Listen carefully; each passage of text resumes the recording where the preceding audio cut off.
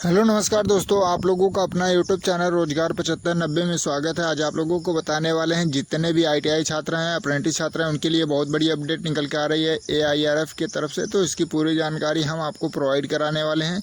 तो जितने लोग चैनल पे पहली बार आए होंगे तो चैनल को सब्सक्राइब कर लीजिएगा, वीडियो को लाइक शेयर कर दीजिएगा। रेलवे से जुड़ी सभी अपडेट आपको हम प्रोवाइड कराते हैं इस चैनल पर। तो देखिए, आप लोगों को बता दें कि जितने लोग अप्रेंटिस कर रहे हैं, अप्रेंटिस करना चाहते हैं, जितने लोगों को कंप्लीट हो गया है, सभी के लिए ये वीडियो बहुत महत्वपूर्ण होने वाली है। क्योंकि देखिए, आप लोगों का ये सपना होता है कि रेलवे में अगर जाना है, रेलवे में नौकरी करना है, तो रेलवे से अप्रेंटिस कर लेंगे तो हमारी नौकरी आसानी से लग जाएगी। और फिर अप्रेंटिस करने के बाद आपको इधर उधर भटकना पड़ रहा है, काफ़ी ज्ञापन देने पड़ रहे हैं, काफ़ी रिक्वेस्ट करना पड़ रहा है रेलवे बोर्ड से, रेल मंत्री से। इस तरीके से काफ़ी समस्याओं का सामना करना पड़ रहा है। तो जो आपके 2000 बता दें कि 14-15 में जो लोग कहना था कि जो लोग अप्रेंटिस कर रहे हैं उनको नौकरी जीएम पावर से मिल गई है, लेकिन उसमें भी बहुत से ऐसे कैंडिडेट हैं जिनको अभी तक नौकरी नहीं मिली है, अभी तक बेरोजगार होकर इधर उधर भटक रहे हैं। जैसे कि और भी समस्या आ रही हैं, जैसे वो लोग ओवर एज हो चुके हैं और उनको काफ़ी दिक्कत हो रही है ओवर एज होने के कारण। जैसे 2014-15 में या 16 में जो लोग भी किए हैं उनकी एज काफ़ी अधिक हो चुकी है। और जैसे कि 111 बैच, 112 बैच, इन बैच में भी बहुत से ऐसे कैंडिडेट अभी भी हैं जो डेली कॉल करते हैं, एसएमएस करते हैं। उनकी समस्या है ओवर एज को लेके कि सर वैकेंसी भी नहीं बढ़ रही है, ना ही एग्ज़ाम हो रहा है इस तरीके से। तो हम लोग काफ़ी ओवर एज हो जाएंगे, ऐसे ही बाहर हो जाएंगे। ये इतने दिनों बाद मौका मिला है, 5 से 6 साल बाद ये भर्ती आई है। तो इस तरीके से देखिए, इन्होंने रेल मंत्री और शिव गोपाल मिश्रा यानी जो एआईआरएफ के अध्यक्ष हैं, दोनों लोगों को ज्ञापन दिया है इन सभी मुद्दों पे कि या तो जीएम पावर से समायोजन हम लोगों को कर दिया जाए, या तो इसमें एज की में रिलैक्सेशन दिया जाए। तो देखिए अब आगे क्या होता है। इन्होंने तो अभी आश्वासन दे दिया है कि हम ज़रूर आप लोगों के पक्ष में ही फैसला लेंगे। अब इस पर हम विचार करते हैं क्या उचित है। देखिए, इसके पहले लगभग 10 दिन हो गया होगा, हम लोगों ने भी शिव गोपाल मिश्रा जी को लेटर दिया था, उनसे बात किया था। तो उन्होंने नेशनल मीडिया में आके उन्होंने बोला भी था कि या तो अप्रेंटिस को बंद कर देना चाहिए और जो प्राइवेट हो रहा है इसको भी बंद करना चाहिए। इससे रेलवे को काफ़ी नुकसान होने वाला है। अभी तो ठीक है, लेकिन जो प्राइवेट कर्मचारियों की संख्या जिस हिसाब से बढ़ रही है उस हिसाब से काफ़ी दिक्कत हो जाएगी। क्योंकि इन लोगों के पास कोई जिम्मेदारियाँ नहीं होती हैं, क्योंकि इनको पता होता है कि हमको 12,000-14,000 रुपये रखा गया है, फिर बाद में हम अगर कुछ गलती भी होती है तो हमको निकाल दिया जाएगा। तो हम इतने पैसे में, इतनी सैलरी में तो हम कहीं जाके जॉब कर सकते हैं। तो इस तरीके से उनका कहना था और बिल्कुल आपके पक्ष में है। और डेली बाई डेली रेलवे को नोटिस भेज रहे हैं और काफ़ी संगठन जो रेलवे के हैं वो कंटिन्यू भेज रहे हैं, लेकिन इसमें कोई अभी ऑफिशियली प्रभाव देखने को नहीं मिल रहा है। तो आप लोगों को बिल्कुल परेशान नहीं होना है, लेकिन अपने लक्ष्य की तरफ कंटिन्यू अग्रसर रहना है। क्योंकि आप लोग अगर इसी तरीके से कंटिन्यू लगे रहेंगे तो एक ना एक दिन ज़रूर सफलता मिलेगी। और हम लोग आप लोगों के सपोर्ट में पूरी तरीके से आप लोगों की आवाज़ों को उठा रहे हैं। और देखिए, कोशिश करने वाले की कभी हार नहीं होती है, इस चीज़ का आप लोग ध्यान में रखिएगा।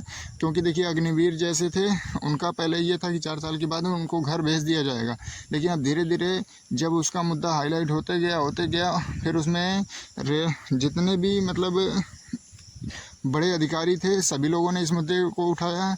काफ़ी बड़े बड़े मंत्री ने भी इसका उठाया मुद्दा। और आज जाके देखिए, उसमें खुद गृह मंत्री अनाउंस करते हैं कि कोई भी अग्निवीर बेरोजगार नहीं रहेगा। हम अपने माध्यम से एक ऐप पोर्टल लॉन्च करेंगे, जिससे हम लोगों को पता चल पाएगा कि कितने मतलब अग्निवीर सेलेक्ट हो गए हैं, कितने बचे हुए हैं, उनका समायोजन कहाँ पे किया जाए। मतलब कहीं ना कहीं उनको जॉब दिया जाए, ऐसा ना हो कि कोई भी अग्निवीर आए तो वहाँ से बेरोजगार हो।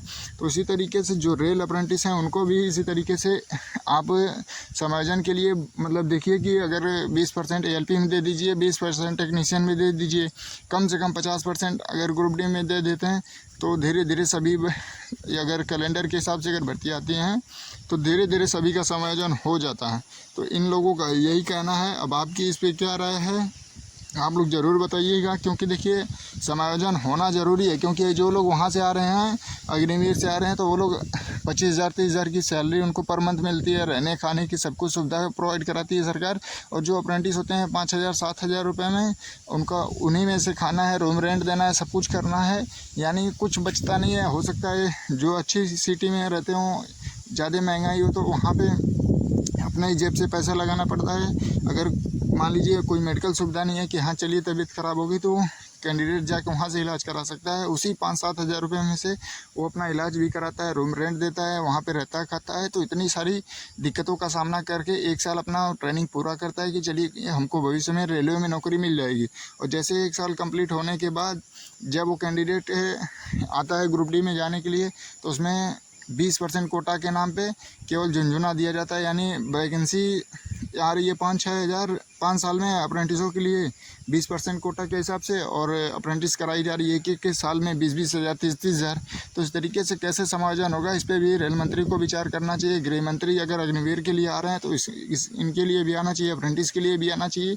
और वही लोग कब आएंगे, जब आप लोग अपने मुद्दे को खुद हाईलाइट करेंगे, ज़्यादा से ज़्यादा लोगों तक ये पहुँचाने की कोशिश करेंगे, तभी हो पाएगा। और ये होना बहुत ज़रूरी है। नहीं तो देखिए हर साल अप्रेंटिसों की संख्या जिस हिसाब से बढ़ रही है, आप लोगों की बेरोज़गारी की संख्या उसी हिसाब से बढ़ती जाएगी, क्योंकि सीटें कम आएंगी, फिर सिलेक्शन कम होगा और अप्रेंटिसों का इसी तरीके से शोषण होता रहेगा। तो इसलिए आप लोगों को जागरूक होना पड़ेगा। क्योंकि देखिए जैसे अगर अप्रेंटिस का कोई नाम लेता है तो उसके नीचे आपको कमेंट में मिल जाएगा कि रेलवे का सस्ता मजदूर। मतलब इतनी आप लोगों की वो मतलब घट गई है क्वालिटी कि आपको ये बोला जाता है सस्ता मजदूर। मतलब आप लोग एक जॉब के लिए अगर 5-6 हज़ार रुपये में जाकर वहाँ अपना 1 साल ट्रेनिंग कर देते हैं, फिर आपको सभी जगह ये बोला जाता है कि सस्ता मजदूर है, 5-7 हज़ार रुपये में पूरे 1 साल काम किया है। तो इस तरीके से नहीं होना चाहिए। इनके साथ जो भी अन्याय हो रहा है वो नहीं होना चाहिए, क्योंकि एक तो नौकरी भी नहीं दी जा रही है और उनको गलत कमेंट बोला जाता है या उल्टा सीधी बात बोली जाती है। तो इस तरीके से आप लोगों के साथ जो भी होता है इसमें आप लोग सबसे बड़े जिम्मेदार हैं। क्योंकि देखिए आपकी जिम्मेदारी ये बनती है कि आप लोग अपने हक और अधिकार के लिए आगे आइए, बिल्कुल संवैधानिक तरीके से अपनी मांगों को रखें, अपनी जो भी नाराज़गी है उसको बताएं। क्योंकि आप लोगों को ये करना पड़ेगा, घर में बैठे कुछ नहीं होने वाला है। अगर घर में बैठे हैं तो सोशल मीडिया के माध्यम से इसको ज़्यादा से ज़्यादा अप्रेंटिस कैंडिडेट, ITI कैंडिडेट जो अप्रेंटिस करने को सोच रहे हैं उनको भी ये जानकारी दीजिए कि आपको 5-7 हज़ार रुपये में क्या क्या करवाया जा रहा है। ना कोई सेफ्टी मतलब दी जा रही है, ना कोई रहने खाने की सुविधा, ना मेडिकल, और इतने कम में दी जा रही है। केवल और केवल 20% कोटा के नाम पे ये सब चल रहा है। तो और उसके बाद कंप्लीट करके आते हैं तो फिर जाके रिक्वेस्ट करना पड़ता है रेलवे के संगठन से, रेलवे भर्ती बोर्ड से, रेल मंत्री से कि हमको नौकरी चाहिए, हमको नौकरी चाहिए, हमारा कोटा बढ़ा दीजिए, हमारा समायोजन करा दीजिए। तो फिर इस तरीके से मतलब ही क्या है। तो इसका जल्द से जल्द समाधान होना चाहिए। और आप लोग जितना जल्दी इस पर जागरूक हो जाएंगे उतना जल्दी आपको इस मुद्दे पे सफलता मिलने वाली है। तो आप सभी छात्रों से निवेदन है कि जितने भी लोग इस वीडियो को देख रहे हैं, आप लोग ज़्यादा से ज़्यादा व्हाट्सएप ग्रुप में, टेलीग्राम ग्रुप में शेयर करके सभी को इकट्ठा करिए, सभी को एकजुट करिए। इस मुद्दे पे आप सभी लोग विचार करें कि इसमें क्या उचित हो सकता है, क्या नहीं हो सकता है। रेल मंत्री इस पर ज़रूर जवाब दें, क्योंकि अभी तक उनका इस पर जवाब कुछ नहीं आया है। तो उनका जवाब बहुत ज़रूरी है, क्योंकि AIRF संगठन एक है, लेकिन रेल मंत्री का जवाब आना इस पर बहुत ज़रूरी है।